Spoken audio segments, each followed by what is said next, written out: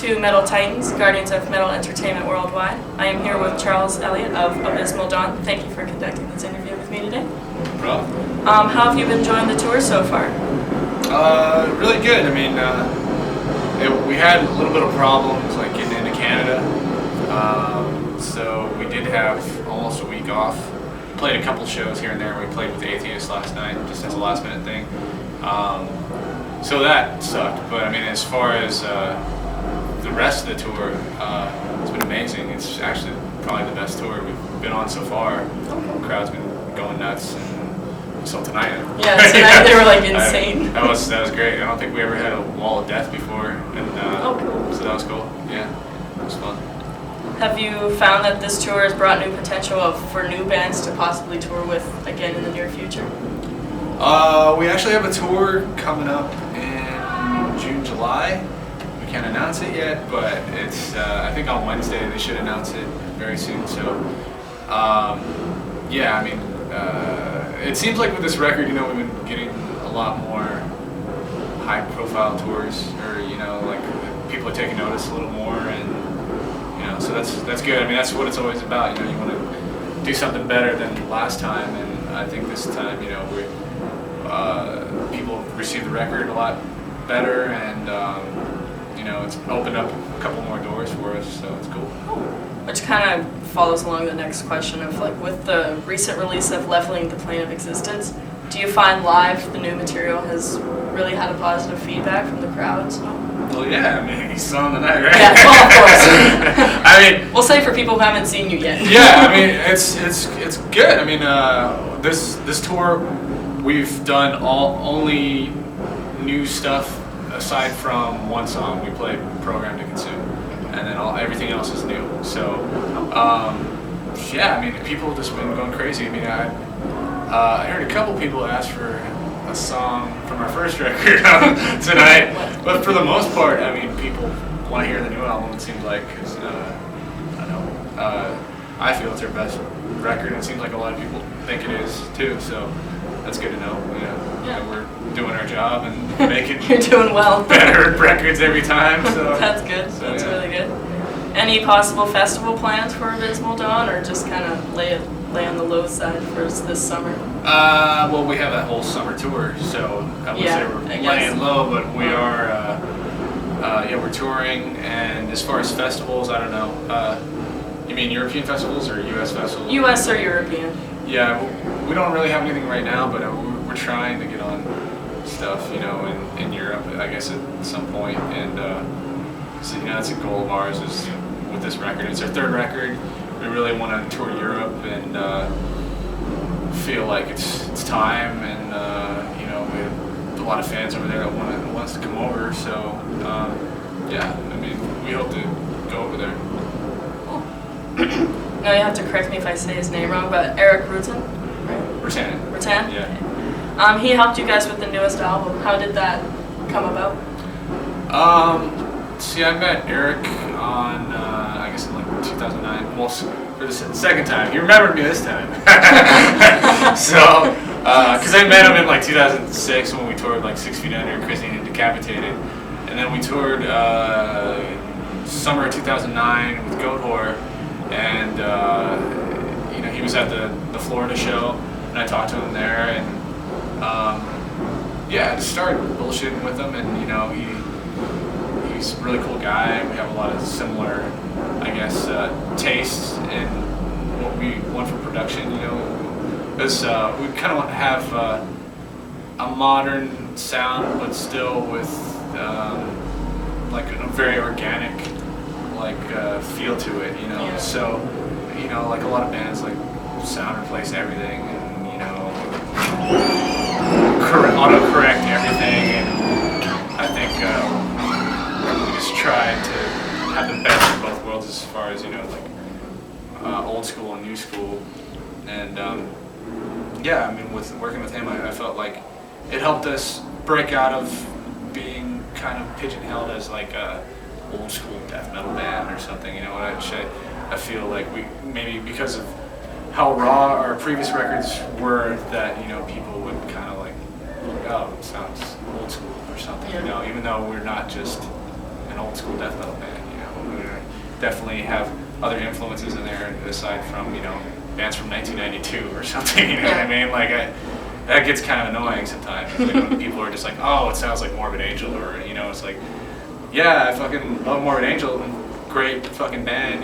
They influence pretty much every death metal band you ever heard. Like there's a little bit of Morbid Angel and everything, but just say we just sound like Morbid Angel is ignorant and gets kind of annoying when it's like you don't listen to anything else or something. But it's like a lot of bands have that now. Like you listen to some, like I know a lot of people with like Hate and Behemoth, they're like, oh, Hate sounds just like Behemoth, and it's just like, I can't imagine how that band feels with the fact that it's like, I don't sound just like that band, we're trying to be And they've been around for a really long time, too. Yeah, both bands have been around for so long, it's like, odds are they've probably influenced one another, but they're still different, so it's like, you guys with Morbid Angel, you're very different, but you have influences from one another. Yeah.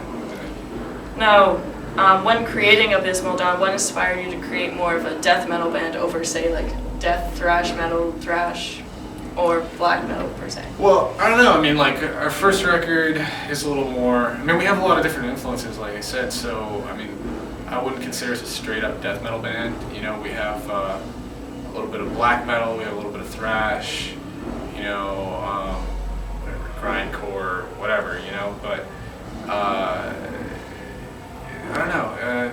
I think our first record was really more death thrash and Swedish influenced, I guess. And then our last album was a little more on the American death metal side or Polish death metal side. Almost the same thing because they so influenced by each other. Side by side. So,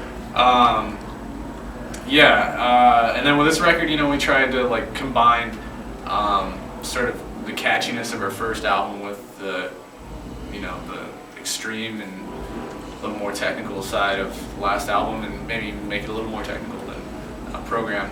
So, I mean, I don't know. I wouldn't say we're, like I said, I wouldn't say we're a straight up death metal band. We always try and like incorporate other sounds and other styles and stuff. So, just do what we like, Cool.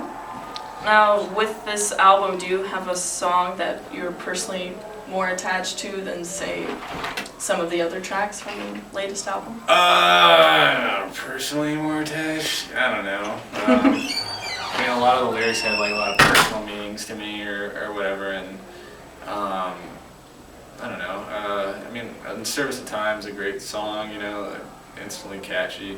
My Own Savior gets people going too. Rapture Renowned, title track. I mean, all the songs on this album are, like stuff we love playing live, and I actually like listening to a record. haven't gotten tired of it yet, which is a good sign, a good feeling, because we've done records in the past where, I think the last one, I listened to it for a certain extent, and then I just could hear all the mistakes on it, whatever, just all the little things I wasn't happy with, and it just fucking killed me. And then this one, I'm like, I feel like really content with how it came out, just all around performances and production and writing and all that stuff. So I don't know. I mean, what was the question again? You got it. Okay. You're fine. Don't even worry about it. Awesome. Now, with the artwork of the album, what kind of inspired it, and who did the artwork, by the way? Char Olson did it. He's done all our records so far. And I don't know, like I had the title of the album for a while, and kind of give him the concept, it's sort of about